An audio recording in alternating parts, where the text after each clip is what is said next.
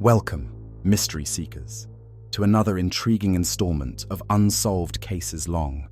Today's episode will take you deep into one of the most perplexing disappearances of the 21st century, the disappearance of the McStay family.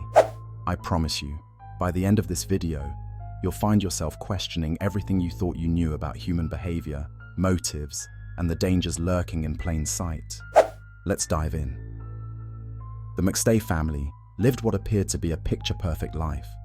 Joseph McStay, a thriving entrepreneur in the custom water fountain business. His wife, Summer, a home-oriented mother with charisma to spare. And their two young sons, Gianni and Joseph Jr. Residing in Fallbrook, California, they were the epitome of suburban tranquility until February 4th, 2010. That's the day they vanished. And not just one person going missing under mysterious circumstances, but an entire family. Our story begins that very day. Joseph spoke on the phone with his business partner at around 8:30 p.m. The call was ordinary.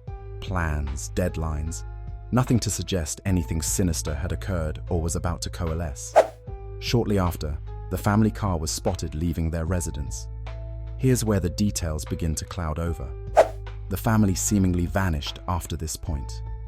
But why and how? Let's break down the timeline for a clearer picture.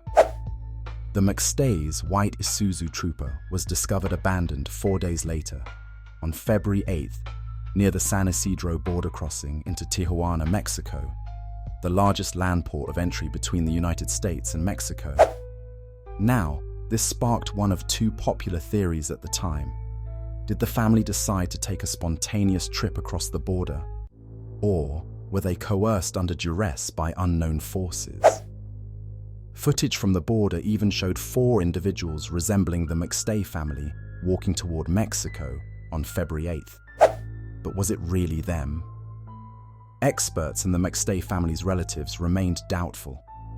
Let's take a closer look at the evidence, or astonishingly, the lack of it. When authorities entered the McStay home weeks after their disappearance, what they found was as puzzling as what they didn't. There were no clear signs of a struggle, no blood, no overturned furniture, no obvious signs of forced entry. Instead, their dinner, eggs and vegetables, was left half-prepared and abandoned in the kitchen.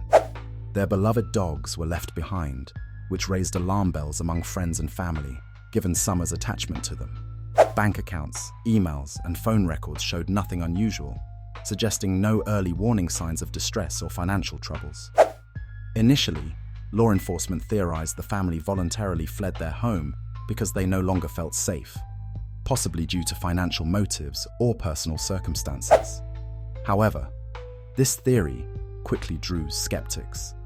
Why leave behind personal items, a comfortable home, and an expanding business? Why Mexico, with all of its potential risks? Time dragged on, but cold case curiosity never wavered. Then, in November 2013, more than 3 years later, construction workers digging in the Mojave Desert uncovered partial skeletal remains. Dental records confirmed the horrifying discovery. They were the remains of all 4 McStay family members. Positioned about 100 miles from their home, their shallow graves suggested foul play. Cause of death, blunt force trauma. The heartbreak for their loved ones was immense, compounded by the painful realization that answers remained elusive. But answers did start to surface, or at least a suspect did. In November 2014, Charles Merritt, Joseph McStay's former business associate, was arrested and charged with 4 counts of murder. Prosecutors painted a dark narrative. Someone drowning in gambling debt, desperate and grasping at straws. Merritt, whom Joseph trusted implicitly, was linked to the crime through forensic evidence, such as trace amounts of his DNA on the family car's steering wheel and forged checks in Joseph's name. But as you might expect in any cold case scenario with limited clear-cut evidence, the case raised its own fresh questions while attempting to answer old ones. Why did Merritt allegedly target the entire family rather than just Joseph? Was the motive purely financial, or was there some deeper, darker grudge at play. The prosecution's story struggled to fill in certain critical gaps. It's worth noting that many skeptics voiced concerns about the lack of direct evidence and questioned whether Merritt's potentially damning DNA could have been placed there deliberately to incriminate him. The trial dragged on until January 2019, finally concluding with Merritt being convicted on all 4 counts of murder. He was sentenced to death. Case closed?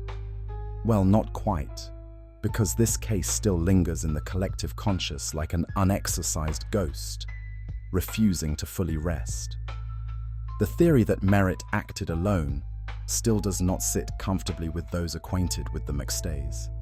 Could others have been involved? Some suggest the fingerprints of organized crime subtly interweave with Merritt's actions.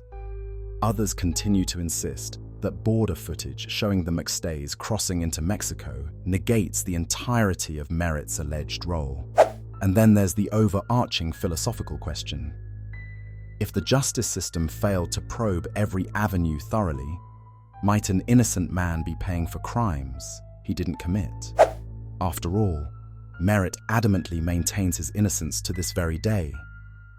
What does the McStay case tell us about human frailty, trust, and the intangible threads that connect our lives?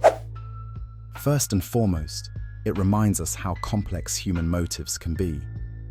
The decision to put trust in colleagues, friends, and even loved ones can have consequences beyond anything most of us dare to imagine. It also underscores how vital public vigilance remains in missing persons investigations. When a family of 4 vanishes, every detail, no matter how inconsequential it appears, matters more than we can comprehend in the heat of the moment.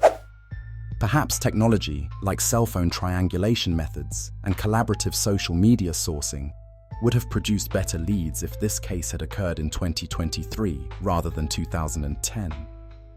Lastly, it leaves us unsettled, as all great mysteries do. For the McStays, they rest now in a Mojave Desert grave, far removed from the Ventura County life they thrived in. Their parents, siblings, and friends can only continue to speculate. They're left holding up a mirror to human nature, and it could be years, if ever, before that mirror fully reflects the truth. Ultimately, the tale of the McStay family reminds us of one chilling reality.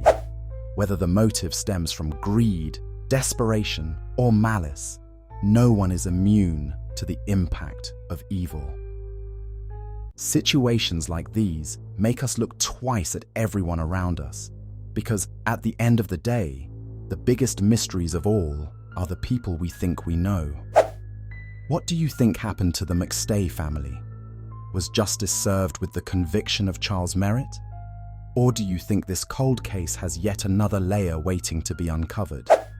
Let us know in the comments below.